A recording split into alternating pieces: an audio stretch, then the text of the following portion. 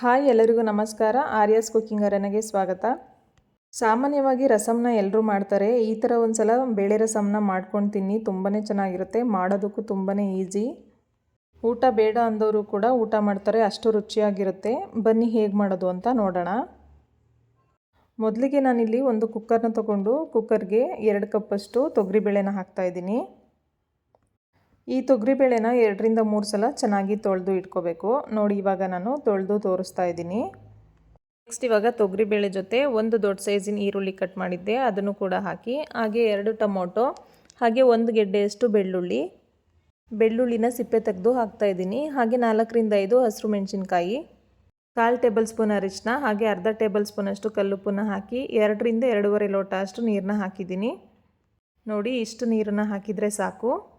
Next ಇವಾಗ stove on ಮಾಡಿ ಕುಕ್ಕರ್ನ ಇಡ್ತಾ ಇದ್ದೀನಿ. ಬೇಳೆನ 3 ರಿಂದ 4 ವಿಷಲ್ ಆಗೋವರೆಗೂ ಕೂಗಿಸ್ಕೋಬೇಕು.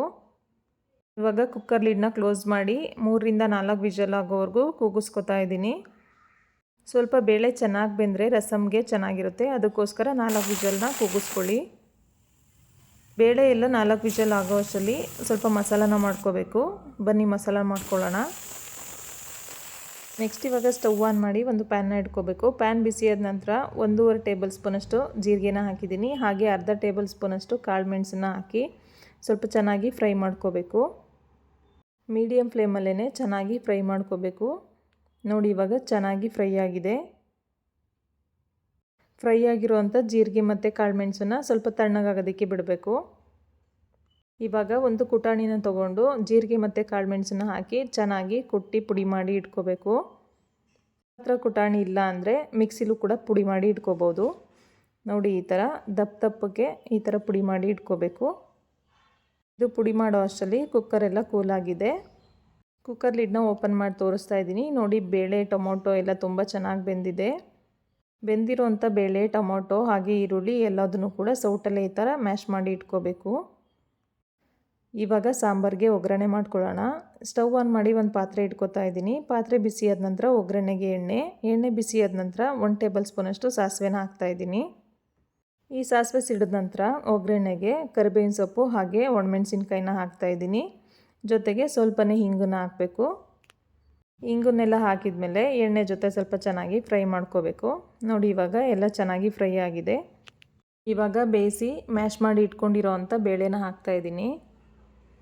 ಹಾಗೆ ಅದೇ ಕುಕ್ಕರಿಗೆ ಸ್ವಲ್ಪನೇ ನೀರನ್ನ ಸೇರಿಸಿ ಹಾಕ್ತಾಯಿದ್ದೀನಿ. ನೀವು ಕನ್ಸಿಸ್ಟೆನ್ಸಿ ನೋಡಿಕೊಂಡು ನೀರನ್ನ ಹಾಕಿ. ಬೇಳೆ ರಸಮ್ ಆಗಿರೋದ್ರಿಂದ ಸ್ವಲ್ಪ ತೆಳುವಾಗಿದ್ರೂ ಕೂಡ ನಡೆಯುತ್ತೆ. ತುಂಬ ಗಟ್ಟಿಯಾದರೂ ಚೆನ್ನಾಗೋದಿಲ್ಲ, ತುಂಬ ತೆಳುವಾದ್ರೂ ಚೆನ್ನಾಗಿರೋದಿಲ್ಲ. ನೋಡಿ, ಇವಾಗ ಅರ್ಧ ಟೇಬಲ್ ಸ್ಪೂನಷ್ಟು ಉಪ್ಪನ್ನ ಹಾಕಿ ಆವಾಗಲೇ ಕುಟ್ಟಿ ಪುಡಿ ಮಾಡಿ ಇಟ್ಕೊಂಡಿರುವಂಥ ಜೀರಿಗೆ ಮೆಣಸಿನ ಪುಡಿನೂ ಕೂಡ ಹಾಕಿ ಚೆನ್ನಾಗಿ ಮಿಕ್ಸ್ ಮಾಡ್ತಾಯಿದ್ದೀನಿ.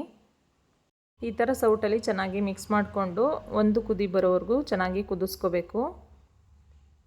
ನೋಡಿ, ಇವಾಗ ರಸಮ್ಮು ಕುದಿ ಬರ್ತಾ ಇದೆ. ಕುದಿ ಬರ್ತಾ ಇರೋಂಥ ರಸಮ್ಗೆ ಸ್ವಲ್ಪ ಹುಣಸೆ ಹಣ್ಣಿನ ರಸನ ಸೇರಿಸ್ತಾ ಇದ್ದೀನಿ. ಹಾಗೆ ಅರ್ಧ ಇಂಚಷ್ಟು ಬೆಲ್ಲನ ಹಾಕ್ತಾಯಿದ್ದೀನಿ.